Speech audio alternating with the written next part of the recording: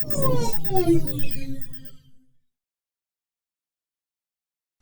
रात सिर्फ महाराज की जान बची, पर उसके बदले समय ने बाजी प्रभु, फुलाजी, शिवा काशिद जैसे वीर योद्धा छीन लिए।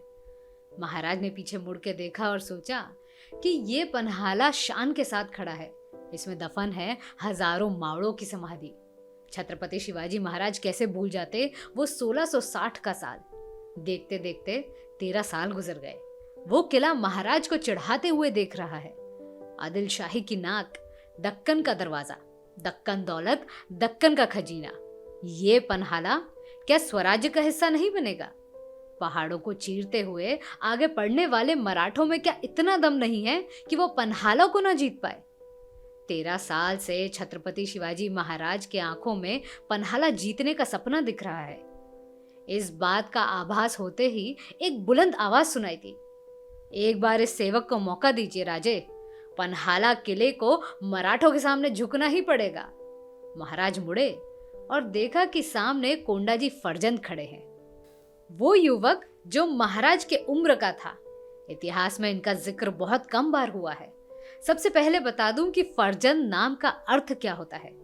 फर्जंद मतलब दासी पुत्र।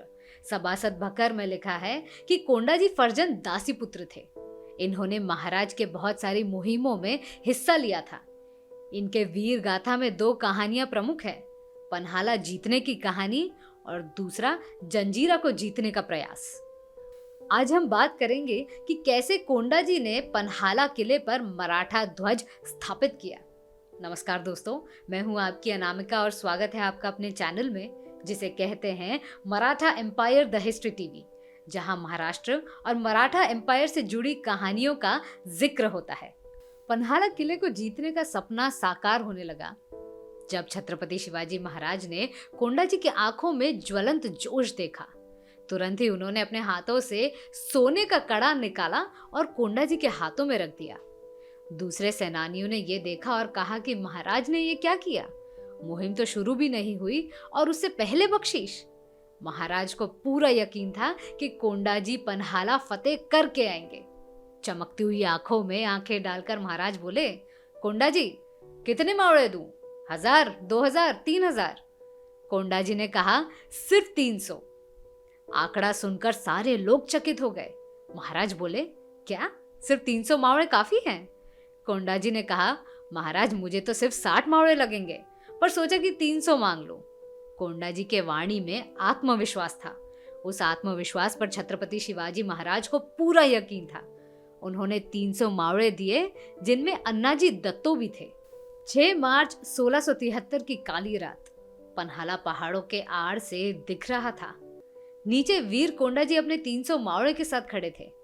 एकाएकी अन्नाजी दत्तो ने कहा, देखो कोंडाजी, कुछ साल पहले नेतोजी पालकर ने भी कोशिश की थी, उनसे ये काम नहीं हुआ था। अब आप पर छत्रपति शिवाजी महाराज के सपने की जिम्मेदारी है। अब आप बताइए कि आगे क्या करना है।